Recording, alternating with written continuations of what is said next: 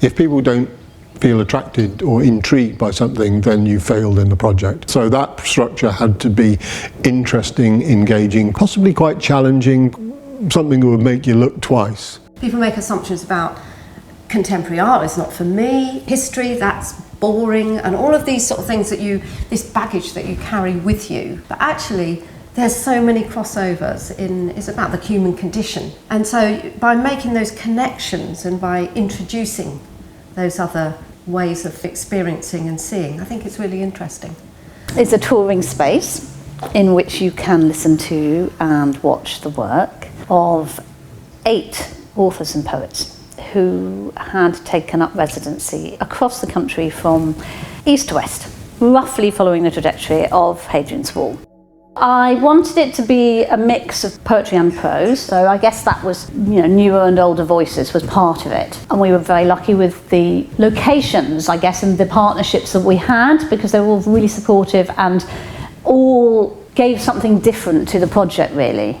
To put something extraordinarily visual, which is different, in like a Roman place, that's exciting to me, I suppose. If it looked like a pastiche of a Roman Mansio or something like that, it just wouldn't do it, really. You've got to do something really extraordinary and exciting. When you make a brief for a project like this, what you try and do is you try and encapsulate the kind of qualities you're looking for without actually saying what those qualities are going to be expressed. We chose the design by Matthew Butcher mainly because it was a very good balance between these different aspirations. It looked great. It was a really interesting way of referencing the history of the north of England without slavishly kind of going down it's got to look like a Roman ruin sort of route, So he described it as a mobile ruin, but actually the inspiration for it, for the actual shapes that they used, came from sort of early 20th century industrial ruins rather than Roman ones. The design itself wasn't a permanent experience in itself, it was a movable feast, in the way that when you take the ideas and the writing and the poetry to different people, they interpret it differently, or they see it or they hear it at Vindolanda or at Sen House or wherever, and so in each case they resonate differently as well. So the design language allows for a bit of shifting of that in the way that the literary part of it does as well. My brief was just to be inspired really by the wall, to write anything that I sought to write. So for me it was a case of starting with the wall and really thinking about the wall, what it meant then and what it's meant over time and what it means to me. The physicality of the wall is really interesting. The sense that somebody put these huge stones together to form a barrier, that dug this ditch on the other side, and you drive along there now and you still see the disturbances of the earth that were made, all those hundreds and hundreds and hundreds of years ago. They are still there, and they'll still be there for hundreds and hundreds of years to come. It's that original division of Britain which became a division between England and Scotland, and it still stands. You can still see this wall, and it's quite incredible to have that proximity to that original idea that still is affecting our politics and our history today. Through this commission, I've come to realise that the castle has become a kind of almost like a propaganda tool for war and death and oppression. It is very much them and us.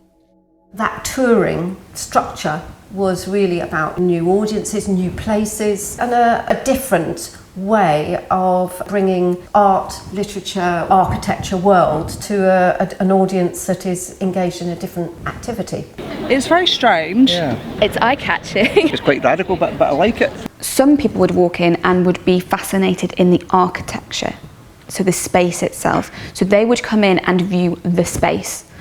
Some people would come in knowing or having read the signage that it was about the writing and the literature, so would look for the literature within the space that they could listen to. And those that had no idea would enter the space and go into the cinema room. So depending on how the person felt or what they were after, they would engage with the space different ways. We didn't really understand what it was. Bit intriguing, yeah, just curious more than anything. Yeah. Just come over and have a look.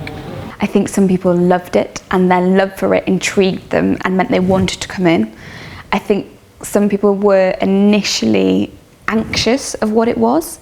To have people outside talking about it and guiding you into it was important. So Morag was an important part of that project. I had conversations with over 1,000 people this summer about this project, and what a lot of people felt was that feeling of territory.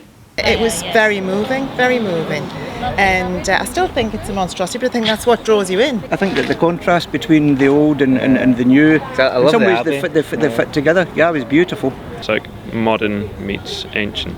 The performance art element inside is really enriched by having read the book, and I like the fact that so many of the authors had done such a clever link of past to present. One thing that the films really did was allowed people to gain a perspective on where the writer was coming from and draw out the writer's inspirations.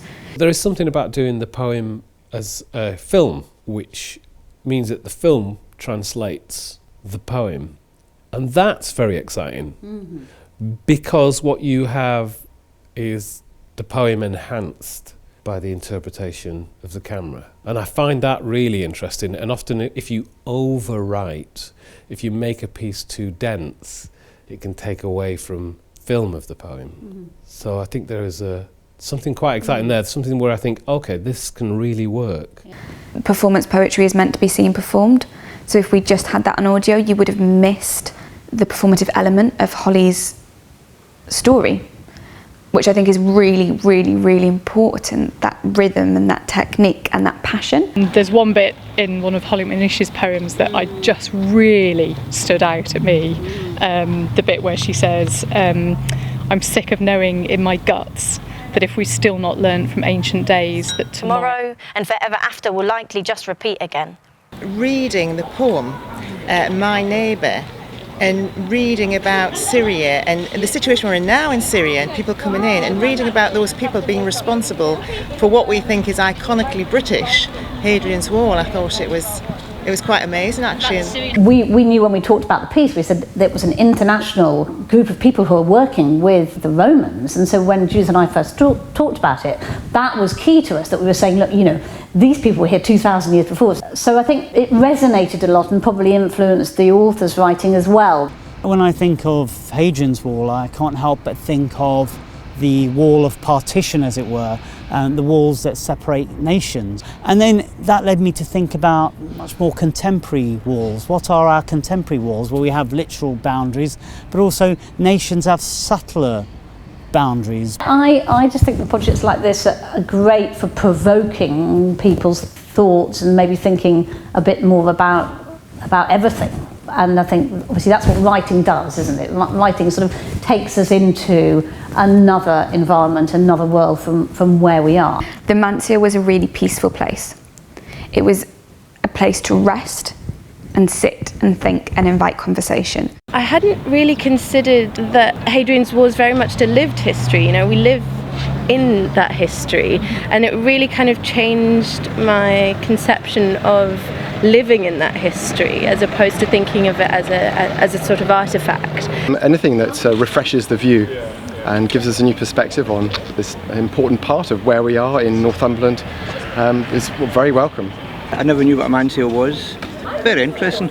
Nice afternoon to spend a bit of time and learn a bit more about other people's thoughts.